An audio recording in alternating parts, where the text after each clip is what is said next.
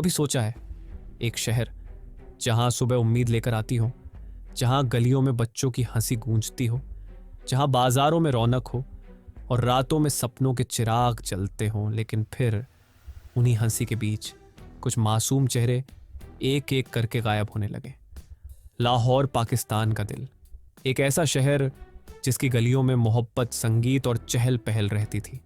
लेकिन जून से नवंबर 1999 के बीच इस शहर की रगों में डर का जहर फैल गया।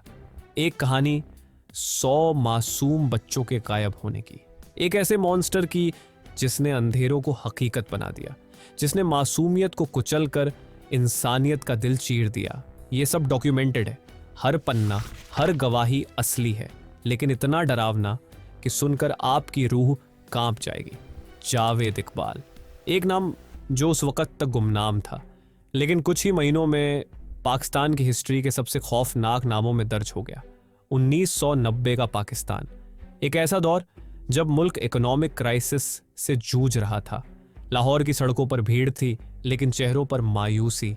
फैक्ट्रीज का धुआं आसमान को ढक देता था। एक तरफ महंगे कार्स और बंगलोज, दूसरी तरफ टूटे घर और भूखी आंखें। ह्यूमन राइट्स कमीशन के अनुसार उस समय 11 मिलियन बच्चे मजदूरी कर रहे थे, आधे 10 साल से भी कम उम्र के। चाइल्ड प्रोटेक्शन लॉज सिर्फ कागज पर। सिस्टम ऐसा था जहां पैसा या रिश्वत सब करवा सकता था।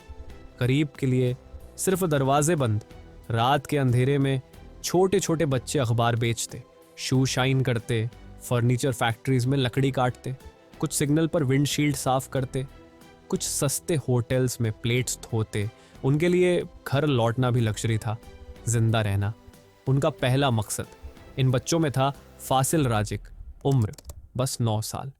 बॉक्स फैक्ट्री में फोल्डर का काम करता, सुबह बगैर कुछ कहे निकल जाता, शाम को थकान और कुछ रुपए लेकर लौटता। दिल में एक ही आस, आज रात खाने को मिलेगा।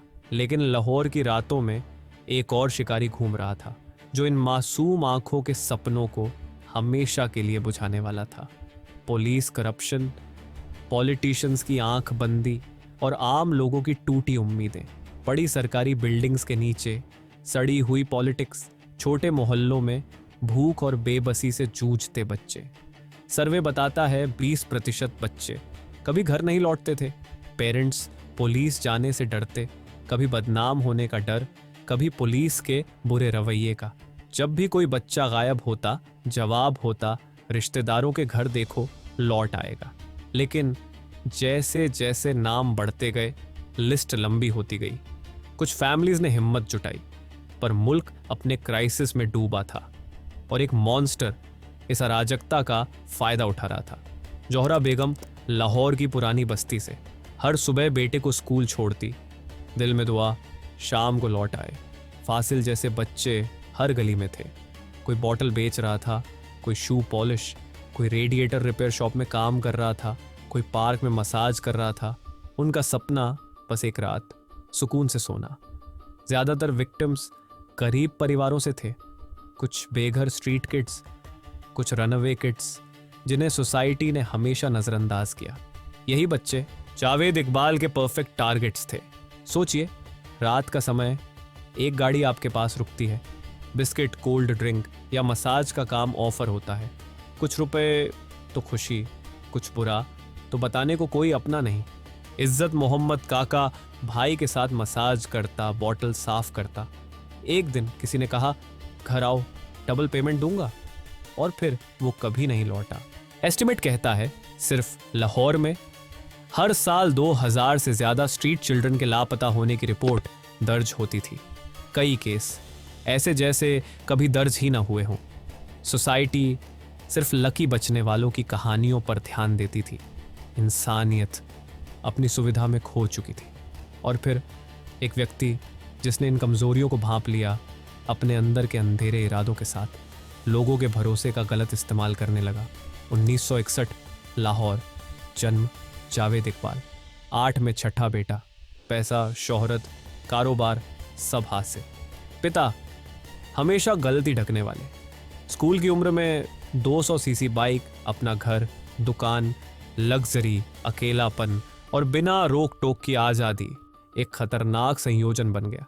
जवानी में उसका रुझान सामान्य रिश्तों से हटकर कंट्रोल और दबाव बनाने वाली सोच की ओर बढ़ने लगा। अखबारों और मैगजीन में मासूम चेहरे देखना, गिफ्ट और पैसे देकर उनका भरोसा जीतना, धीरे धीरे वह बच्चों के बीच डर का कारण बन गया। उसकी सोच सामान्य सीमा से बाहर जा चुकी थी। अब उसे ताकत दिखाने और दूसरों को नीचा दिखाने में सुकून मिलने लगा। परिवार को शक हुआ, समाज में ऐसे रुझानों को गुनाह और गलत मानते हुए शादी करवाई। दे उम्मीद थी वह बदल जाएगा। पहली शादी निभ नहीं पाई, दूसरी शादी वो भी असफल रही। फैमिली और सोसाइटी बस अपनी इज्जत बचाने में लगी रही और जावेद और भी आज़ाद महसूस करने लगा। अब उसके अंदर सिर्फ एक ख्वाहिश थी, मासूम जिंदगियों पर अपना दबदबा कायम रखना और डर का माहौल बनाए रखना। लाहौर की गलियों में एक परछाई घूम रही थी जो हर अंधेरे कोने को अपने लिए चुन चुकी थी। ये कहानी सिर्फ एक अपराधी की नहीं, ये उस सिस्टम की कहानी है जो मासूमों को बचा नहीं सका। आखिरकार जावेद इकबाल पकड़ा गया, लेकिन सवाल ये है, अगर एक व्यक्ति इतने सालों तक बिना रोके ये सब कर सकता है, तो क्या हम सब कहीं ना कहीं जिम्मेदार नहीं हैं? हर वो बच्चा जो कभी लौट कर नहीं आया, उनकी खामोश पुकार आज भी हवा में गूंजती है। अगला ऐसा साया बनने से पहले क्या हम उसे पहचान पाएंगे, या फिर एक और कहानी खामोशी में दब जाएगी?